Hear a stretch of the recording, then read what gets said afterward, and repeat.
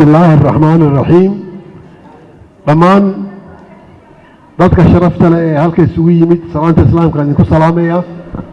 assalaamu calaykum waraxmatullaahi wabarakaatuh runtii aad baan u qiireysnahay tan intaan imid Kenya sida sharafta leh ee dadka Soomaaliyeed ee Kenya degan xubnaha jawxo iyo taageerayaashooda iyo mas'uuliyiinta Kenya iyo shacabka Kenya ay soo dhaweeyeen waxay ahayd wax aad sharaf weyn iyo diila gelinaysa oo muujinaysa runtii qiimaha ay u hayaan halganka shacabka Soomaaliyeed ee Itoobiya ku jira ay ku jireen muddada dheer mar walba waxaa nagu soo noqnoqota oo la yiraahdaa Soomaali iyo ONLF waxay u dhalatay dadka Soomaaliyeed ee Itoobiya haysato inay u dhiidhido xaqooda xorriyadooda raaysa u dhimato asalku waa ka weeye magac dabada lagu qorto 10s 20s waa la qori karaa laakiin mabda ay u jirto ONLF waxa weeyaan qofka Soomaaliga ee dhulka ku nool xorriyadiisa sharaftiisa karaamadiisa dhulkiisa khayraadkiisa iyo jiritaankiisa inay sugto guul weyn bay ka gaadhay oo maanta maabka adduunka oo ku qoranahay halganka asaga ONLF miya bilowday ma bilaabin meelay dhulkeena markuu sheeganayay 1894 markuu Berlin warqada u qoray wuxuu ku qoray dhulkaygii awiyada waxa kamid ah buu yiri xeebaha Banaadir iyo Ogaden province gobolka Ogaden waa 1894 Renal Road wuxuu ahaa Ingiriiska ah heshiiska la saxay Menelik markii kala saxanay warqada uu saxay waxay Ogaden 1945 markii wadamadii ku guuleysay dagaalka adduunka ay ku wareejinayeen dhulkan Itoobiya Ogaden waxaan ku wareejinay Itoobiya yiraahdeen OAU da 81 markii murankii Soomaaliya Itoobiya guddiga loo saaray Numeir madaxda u ahaa Ogaden is part of Ethiopia ay yiraahdeen sababta ONLF loola baxay waa waran taariikheed weeye taariikhda in la difaaco lagu raadiyay dhulka laakiin dhulka waa dhul Soomaaliyeed weeye dadkuna Soomaali weeye muran kama taagna dhulka Soomaali baa dadku Soomaali weeye magaciisa Soomaali baa la yiraahdaa ONLF fursadda ay heshay dawladnimo u horeysay waxay 1992 waxay u bixisay dawlad deegaanka Soomaaliyeed caalanka maanta ka taagana ayada sameysay marka walaalaheen dagaalka waranka ku wadna meelaha shishe iyo ku mashquulin ha fiiriyaan shaqada aan la qabanayso magaca kama tagayno ilaa aan warqadii lagu dhiibay aan soo celino waan ku qasbanay inaan wadno waayo hadaan Soomaaliya baan loo qaadanaya jamhuuriyad sharaf badan oo dawladda walaalaheen Soomaaliya magaceeda qaadatay Soomaali galbeed Soomaali bari Soomaali koonfur Soomaali waxa tiraahdo Soomaaliya baa lagu qaadanaya meelan kama ruwa weyn marka waa dagaal taariikheed waa dagaal halgan weey oo ONLF magaciisa wax kale ujeeda ma laha ONLF waa urur Soomaaliyeed weey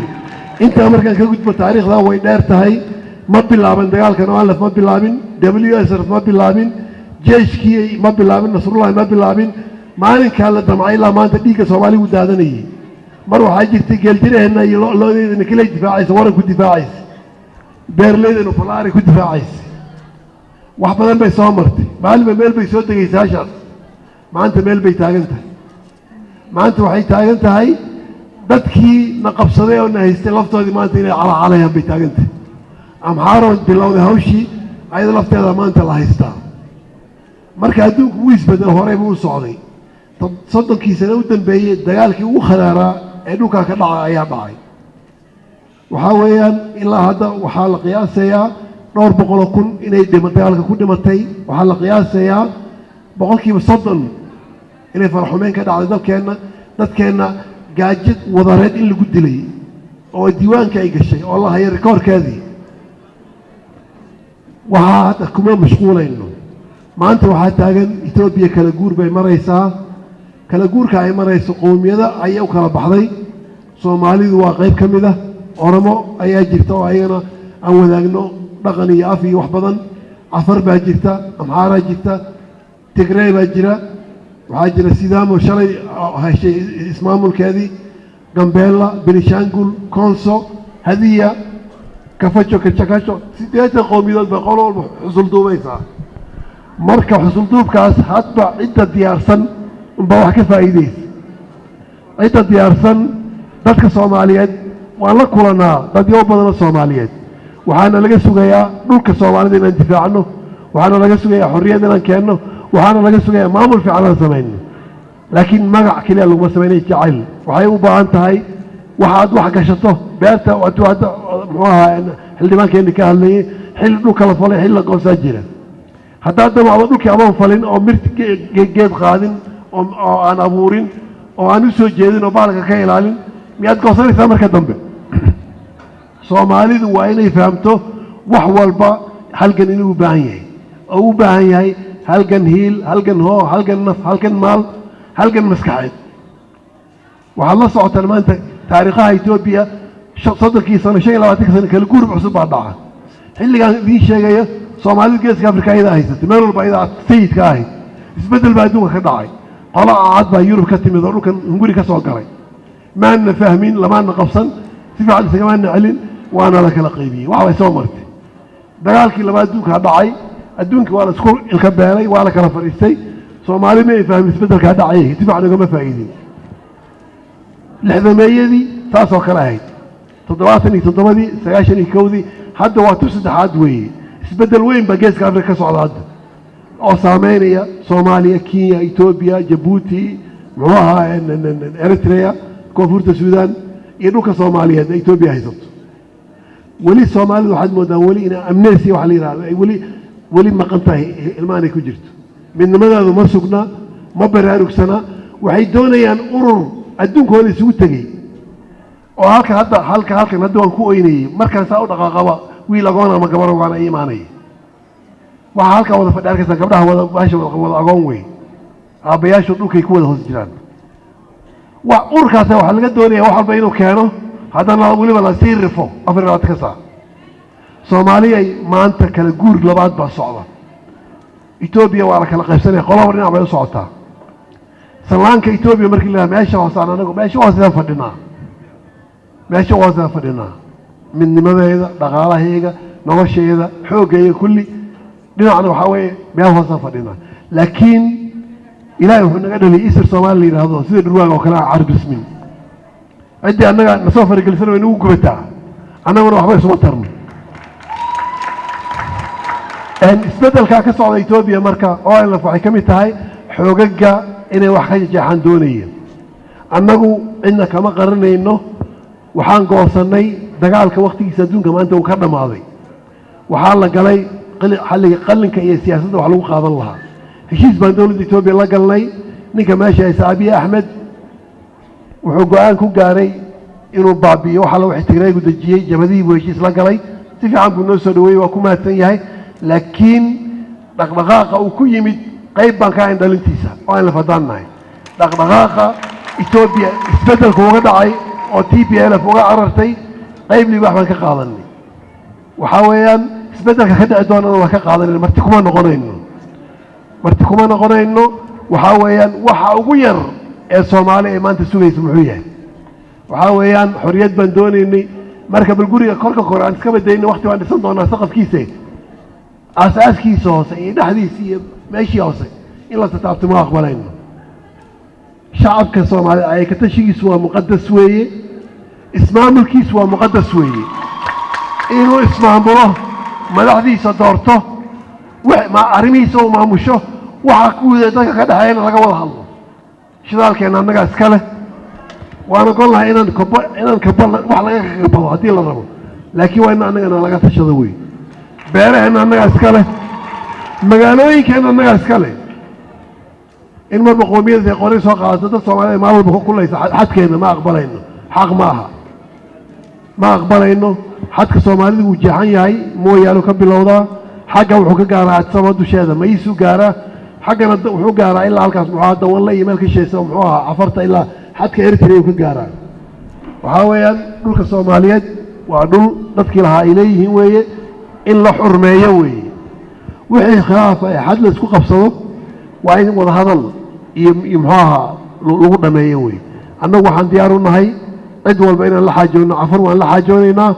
أرمو وان لحاجونينا ولا اسمع حلا بسمه يعني وحن كل حاجونينا ولا التنمو وان حدك انت اللي سكويس كل dadka wada gama wada dhasheen abti adeer eedo waa la soo yaqaanaa marka inaan dantooda ka wada shaqeyno waa la ka wada shaqeynaysaa dadka xadka jooga walaalaha si loo walaaleyn lahaa sidii dantooda uga wada shaqeyn lahaayeen sidii qolobba meesha loogu xurmeyn lahaa taa waa xagga dhulka weyn xagga siyaasadda annagu hadda xisbi qaran baan ka noqonay Itoobiya annagu mar walba waxaan la jeelnahay oo isku aragtaan noqonaynaa ciddii aaminsan shucuubtaas qolobba xaqeeda in leedahay waxaan doonaynaa in la isxurmeeyo amxaara dhulkeeda ha maamulada kuma haysano oramo kuma haysano tigraa kuma haysano kuwa kaloo badanoo magacyo badan oo afkooda karin haysta kuma haysano laakiin jigjigayaana loogu imaanin annagaa iskale jigjigayaana loogu imaan annagaa iskale muxuu ahaa caddaytu annagaa iskale mooyaale dhinacan annagaa iskale gura dhaamooda annagaa iskale lagahidda annagaa iskale sallaxaad annagaa iskale raaso annagaa iskale mayu muruqo annagaa iskale xadkeenna waa noo xadidan yahay walaalaheen waan isdhalnay xad baan leenahay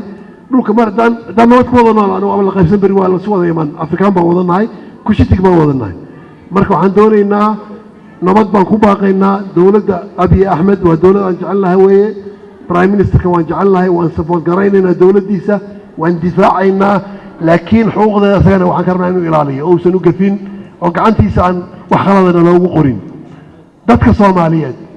waxa weeyaan dadku mar haday yiraahdaan waxaan wada siiyo olani waa laga adkaaday gurigaaga hadii aad tiraahdo reerkayga hala ii maamulo wada reerkaas kale malihi ummadda Soomaaliyeed waa inay ku baraarugto inay midowdo inay walaalowdo inay ogaato cidda danteeda wada inay kaaliso gacan siiso waxa weeyaan dhulkaas Soomaaliyeed iyo jabhadda wadaniga xoreynta ogaadaya waa garantiga iyo amniga shacabka Soomaaliyeed geeska Afrika ku nool weey hadduu meesha ka baxo nabad laguma deganaanayo Kenya hadduu meesha ka baxo xamar nabad laguma deganaanayo Hargeysa nabad laguma deganaanayo Djibouti annagu waxaan u nahay buffer zone baan u nahay difaac baan u nahay marka hana laga ilaaliyo in dibaddana laga carqaladeeyo hana la kaalmeeyo duulaan kuma nihin annagu cid kaleeto laakiin xaqeena inuu difaacana xaq baan u leenahay maanta waxaa ilaahay mahadiya in dadkaasi qaybada adduunka laga yaqaano qoomiyadaha Itoobiya inay yaqaanaan waad arkaysaan maanta Kenya sa horta aanu joogno dowladda Kenya oo annaga meel gooni ah nooga taal haddaan nahay Soomaalida ogaadaya ama Soomaalida dowladda Kenya abaal gooni ah oo hayna ma qarnayno kama qarnayno dowladda Kenya xilliga ugu adkaa oo Soomaali oo nabad ah in dhiibayso Itoobiya noo dhiibayso ayay qaxootigeena ilaa 200 kun ku hayeen Dadaab iyo Ifo ma had weyn baan u haynaa waxay kaloo sameeyeen siyaasiyiinteeda iyo maatadayada ee jajabka ay Nairobi lagu dhayo lagu daweynay boqolaal laba kun baa halka joogta oo wada jajab ah oo lagu wada daweeyay Aga Khan iyo isbitaaladan lagu wada daweeyay waxaan iloobayna maaha waa ku mahadsan yihiin waan qadarinaynaa laakiin iskama iman ma hadda ayaa iska leh waad arkaysaa hadda ambigeena halka ka hadlayay madaxdeena Kenya Soomaalida ku jirta qayb ku leh waxa qayb ku leh shacabka Soomaaliyeed ee Kenya dega haddii ayaga ayna dahaareen oo garabkeena ayna hayn inoo suuroobi lahayd ma suuroodeen marka Soomaalida Kenya abaal gooni aan u haynaa sida dowladda Soomaaliya abaal ugu hayso ayaga laftooda ay u soo dhaweeyeen oo u dejiyeen annaguna saas oo kale waan ilaalinaynaa waa hoygeena karaamada waad arkaysaa Afrika hadda wadamada ugu barwaaqo badan weeye waxaana keenaysaa qalbi furaantaas weeye tan labaad waxa weeyaan halkan waxaa isugu yimid ganacsatada Soomaaliyeed waa centerka businesska adduunka weeye haddii ganacsado xagee xoolaha keenaysa dhoolkooda haddii la qaato xagee keenaysa walaalaha halgamay taageera ka baahannahay jabhadanu waxaad ku talagalaysaa jabhadda kaliya ee xaqa Soomaaliya dhulka ka ilaalin karto waa jabhadaas weeye oo ana waxay taagan tahay Soomaali xaqeeda inay ilaaliso haddii aydan taakulayn aydan garab gelin afka aydan ka difaacin dhaqaale u hurin aydan garab joogsan haddana maamulka anagu dacwayna la yimaado dhulkii waan laga qaadanay kaale jabhada wax ka difaaca maarkaan ka soo daadinaynaa muxuu ahaa marka waxa weeye wax walba opportunity cost bay leedahay waxaan codsanaynaa ganacsada Nairobi maalqabeenka gabdhaha shaaha banaanka ku karnay kuwa qaxootiga ah halganka hala taageero halganku qalin buu galay siyaasad buu galay macnaheedu waqti xabada laga cabsanayay ma aha nina kuma oran karo Ethiopia qol walba way ordaysaa qabiil walba 3 milyan bay ka soo urureen hal maalin amxaaradu Mareykanka 3 bilood baan ku wareegay 10 kun aan ka soo waayay Soomaali baqaylimadeeda waa maxaa keenay waayo way ogyihiin ay waxay urureen laakiin anagu ma ogin waa la fahmay ama ogaadeen wadataa yaa meesha maray Cabdiraxmaan macna uma sameeyay Soomaaliga laakiin wuxuu ogaanayaa quwad u jirta Soomaali way online waa ururka kaliya maanta jira Soomaalinimo u taagan way waa urur aaminsan ummadda Soomaaliyeed midnimadeeda sharafteeda karaamadeeda way haddii aydan taageerinna waxaad ogaanaysaan halganku cycle buu leeyahay mar buu kacaa mar buu hoos aadaa maanta kor buu socdaa باذن الله الكريم انا قاعد كلمين دون هدينا كلمين قرب نصعدنا والله بقى ان هدان كغدبو امه الصوماليات انه حد دار ما نغا دحايا Soomaaliya ama Soomaaliya noqoto ama Puntland noqoto ama Galmudug noqoto ama noqoto Hiiraan iyo Hirshabeelle ama Baaya Boqol noqoto ama Jubbaland noqoto ama Banaadir xoolahay noo dhaxaysa noqoto xoolahay dekedooda ka dhoofaan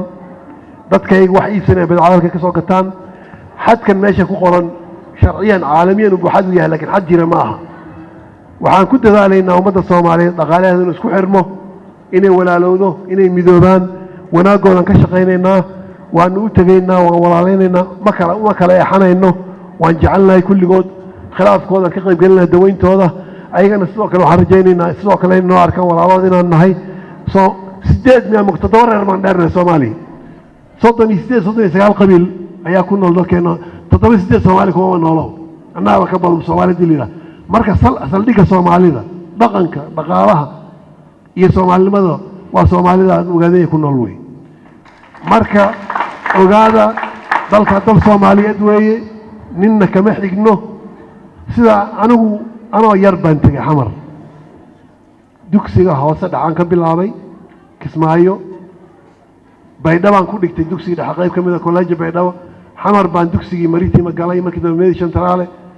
la foolan galay oo secondary iyo jaamacad kaga baxay siidan baan masar ka qaatay markii laga qaaday luqada Ingiriiska number 1 adduunka ka galay Soomaali baa waxay baray macallin Soomaali ah adduunkooda TOEFL baan laga qaaday number 1 baan ka galay adduunkooda marka ummadda Soomaaliyeed gabadha Soomaaliyeed iyo wiilka Soomaaliyeed xaabada ururinay cashuurtooda wax ku bartay معناها الصومالي لما قيمها لذلك ذكر نيسان ومدى الصوماليات بقول كونه ويل باكوا أسن يقبلون باكوا أسن قدي درج من تجيني تاس عند تاس ميتي وميتي سويال مركا تذكر الصوماليات ولا روي واحد فوق باكد حي حدث كني مقعد وحبك بتجيله يسلك الصومالي وهالوي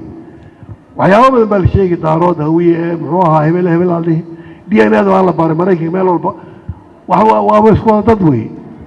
marka waa inaad ogaataa Soomaalinimadu waa asal weeye walaalaanu nahay waxa weeye waxaan u baahanahay wanaag iyo midnimo iyo nabad iyo amni umaduhu wadanka Kenya wuxuu heerka ku soo gaaray nabad weeye Tanzania burburtay Kenya u soo carreen way dhisay dawladda ka dhistay Uganda waa ogeydeen Koonfurta Suudaan Ethiopia Soomaaliya wadamadii ku hareysna kulli way dubeen aydinta way taagneen maanta wadanka ugu barwaaqo badan weeye marka Soomaaliya inaad sababtaan nabad waa muhiim weeye dagaalka joojiya xabada dhaxdiina ah Soomaali soo celiya midooba walaalnimo taas wax ku gaareen dhamaan annaguna haddaad wax noqotaan laba baar baan sii yeelanayna inta haddaad wax noqon weydaana hal faliir yar baan inoo taagan taa intaas kaga baxaya oo ayna qorshaheedaan idin sheegaya oo ayna waxay doonaysaa inay doorasho soo taxta gasho hadday dhacdaba oo Itoobiya sii wada joogto inay xukunka qabato maaha inay xukunka u qabanayso in kuraas la fuulo guriga la dhiso maaha kuraas la dhiso maaha ana ugu taajisan oo laf hooyadii hal guri waxaan ka dhisatay waan hal qayb kulay anagoo shan ah waxa ma haysan waxa ma haysan xoolahan anigu haysta ma jiro waana xubnaha halka wada taagnaa taas weeye waxa weeyaan anagu kuma xoolaysan shacabka Soomaaliyeed waxaan doonaynaa nolosha inaan hoos ka soo bilowno waxaa ila kulmay odayaal ka socday muxuu ahaa daawo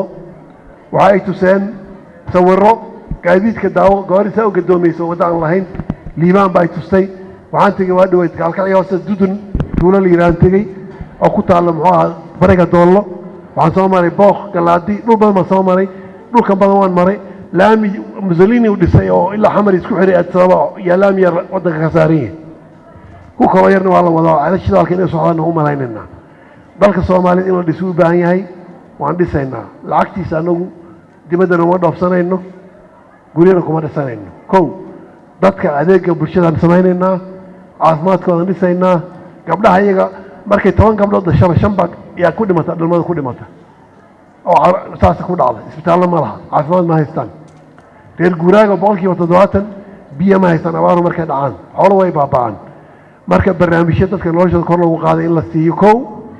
aqoontooda kor loo qaado cadaalad loo sameeyo oo tuulada adeegeeda ay hesho jigjiga lacagta lagu cunaan lagu cunin ee la dhaadiciyo laga soo gaaro dhakaasuuftu maxay iyo tuulooyin badan oo aqoon xagga jira iyo boqol maayo iyo muxuu ahaa ilaa doolado iyo suufka halka dhow suufka ah ilaa laga gaaro dawanley ay shaqay kor iyo xaggana maysi iyo tuulooyin ka sheeya tuulo walba dalkeena insha Allah inay waxa adeega dadku gaaraan doonaynaa wadooyinku gaaraan dadku ay nolol dareemaan kow dadku inay bislaadaan oo fahmaan waxa ay yihiin oo walaaloobaan tuulooyin xun bay isku qabsanayaan xabadba reer hebel waa tuulada iskale ingiriiska magaalada la yiraahdo 3 baa ku nool annagana waxaan ku warweynaa 7 milyan baan nahay hal magaalo nagu filan waan baabiinayna tuulaan macna lahayn oo idil cidi tuulo samaysanaysa waa inay lacag bixiso way 1 milyan oo dollar si loo kala badbaado daaqi iyo dhulkii sharafta noolaha oo idil baa inta tuulo laga dhisay qabadii loo fadhiyo waan baabiinaynaa deegaameyntu waa inay ku dhisantahay cilmi waa inay ku dhisantahay baahi deegaanka waa inay ku dhisantahay ujeedada ay leedahay way waxaan samaynaynaa amniga dalkayga waan xoojinaynaa ciidanka iyaga hadda waa ciidan tabar daran uu gaajaysan yahay waxay ku filaan ma helo dadku hadday ciidan lahayn amnigoodu ay sugnayn cid walba aan guriyeynaysa waan adkaynaynaa amniga waxaan adkaynaynaa diinta iyada iyo dhaqankayga annagu ummad muslim nahay dalka waa dal muslim weeye waa inuu ka muuqdo astaanta islaamka muuqato wey masaajid sharaf waa ka muuqato dadku inay leeyihiin madaaris diinta ku bartaan annagu diilwaan kuma leecid kala diinta la iska saarnay kristaanka waxba kama qabna annagu kirsoodada basanayga annagu masaajidana basanayna dhulkaas waa dhul muslim waa in calaamada islaamka muuqdaan diinta iyada sharafteeda dhaqankayga Soomaali meesha ay ka keentay dhaqanka wasaliga dhulka way asalkii way macaadiyaan abuurayna afka Soomaaliga lagu barto dhaqanka Soomaaliga kor loogu qaado dadka Soomaaliya taariikhdooda lagu dhiso waxaan abuuraynaa meelo waxaa jira diinta dalkaas aagag baa laga difaacay macaadi waan baa ka dhisnaa way baabeen magaca loo bixiyo ma jirto jaamacado weyn ma ka furaynaa macaadiyadii awooyada ay ku asnaayeen diinta lagu bilaabay ma yasayno waan dhisaynaa ilaa konton xarumood baa jira oo ay diinta meesha ka bilaabatay tahay wadaadayda kor wax ka soo bartay diinta noo soo bartay iyo kuwii hoos wax ka bartay baa isu keenaynaa waxaan ciidaan u samaynaynaa culamadayda kor iyo hoos meesha ka yimaadaan waxaan kaloo aan ka qayb galaynaa saan idin sheegay annagu hoos uma foorarno xoog jira geeska Afrika siyaasadda geeska Afrika saameyn baan ku yeelanaynaa tan Soomaaliya saameyn baan ku leenahay annaga cid walba ka xigna haddii muxuu ahaa ku Uganda iyo ka yimid muxuu ahaa West Africa Senegal miyay ay Soomaali soo fargelin annaga soo fargelin xaq uma lihin waan ka qayb galaynaa walaalahan weey laakiin sidoo kale iskuma dirayno waan walaaleynaynaa waan sulux baan u abuuraynaa waan isugu yeeraynaa markay soo kala cawradaan baan isugu yeeraynaa waan ka qayb galaynaa geeska Afrika waxaan ka nahay saldhig rasmi ah dhaqaale ahaan shidaal baan leenahay wadankaygu ilaa 22 qaybood buu qaybsan yahay 30 shirkadood ma ku tartamay shidaalkaasu yaa iska leh Soomaali baa iska leh waa inay dhargaan weey anigu haddaan 2 shaar tasho 3 shaar waa inaan u soo kuwa gaajaysanay xamar iyo Hargeysa jooga iyo Kismaayo iyo Baalki waxaan ka siinaynaa waan ku dhisaynaa qayb baan ka gelinaynaa waan ka dhoofinaynaa marka anagu ma noqonayno kaliya dad wax la siin jiray anaguna hadduu Ilaahay wax na siiyo waan qaybinaynaa waan naga dhinacna waan ka qayb galaynaa sidoo kale waxa weeyaan bini aadamku hadduu Ilaahay isbad ma kala tagayaan annaga amxaara iyo oromo iyo muxuu ahaa iyo gambeela iyo kulli miyaan kala tagaynaa dhulkii baa Ilaahay waa daris baan وأن كقيب قال لنا سيلو رضو وضع نوالها سي وحلا يسود أفصلها لكن شرط هو محي إلا سحر مايو نيك أنا وحوين قبل يجي شيء هذا يجي معاه نيك أنا وحب أني سيرين معاه نيك أنا كمان بكرو مين مساري سما معناه حدينا حرمين وحرمين حدينا حرمين وين هدي بقول سنة سلوع باباني ويسعون وعاز marka xurmad iyo sharaf iyo midnimo iyo waxaan ugu baaqaynaa afrikaanimo iyo walaaltinimo hadayna xurmeyn waa xurmeynayna waxa kale oo jira dalal badan oo waxna taray dalka Eritrea abaal weyn ma noo haynaa sida Kenya wax noo tartay ayaguna wax noo tareen abaal weyn ma noo haynaa wanaageena ka qayb galeen waxaan jecelnahay ayaguna inay hormaraan sidoo kale to Djibouti marka Soomaali ka hadlay Djibouti inay raadaan ma wad Soomaali weey walaalahan weey qolo afaran way la digantahay Djibouti inay baraato barwaaqowda hormarto waan jecelnahay ayaga laftooda waxa weey ishan ku hayneynaa wanaagooda iyo wixii maana waan ka ilaalinaynaa ugu dambeyn haddaan intaa ka gudbo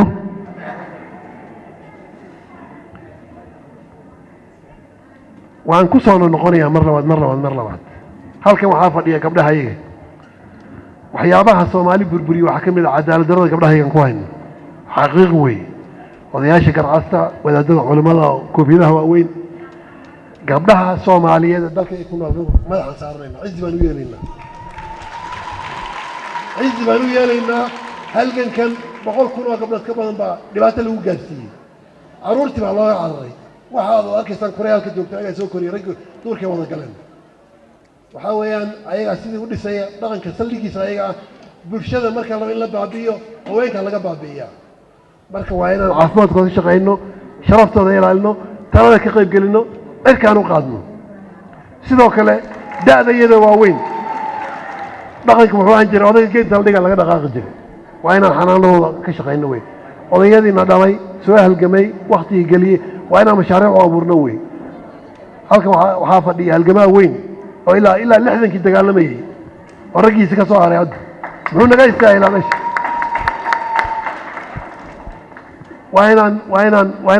وين تاريخه ذا يلومين وين حنانين نوي sidoo kale caruurta waa meesha bulshada horumarkeeda mustaqbalka ka dhisan yahay waxaan u abuureynaa caruurta inaan u sameeyno mashaariic iyo horumar noloshooda wax ka bedela waxa kale oo jira Afrika curyaaminta uma tirsana qofka haduu lug beelay haduu il beelay hadii kale waxa uu qamalaha dhismaha guri baa dheer baa dhisi جرانجر بالساري وحقاده ملها أيضاً وحاوي وحياة يورب كسر برني وين وان حنانيننا نفتوريا شيء لقاه بيالي كوا عريامين تاع دتك الشركة جاري تانا وقود مهم وانجلينا وقدام بنتي ذلك عدد باو باباي أقوم باجرته بقلال كنا قبله حفصينا لمو فرحمية لبابيه بجرة نفتوريا شيء دقالك جاري واحد بكوا يبجوجا وبرايرتي كواد وين نوشادي دينتودي وحودينا سمعنا ما إلا بينه أقول تيجي ما إلا بينه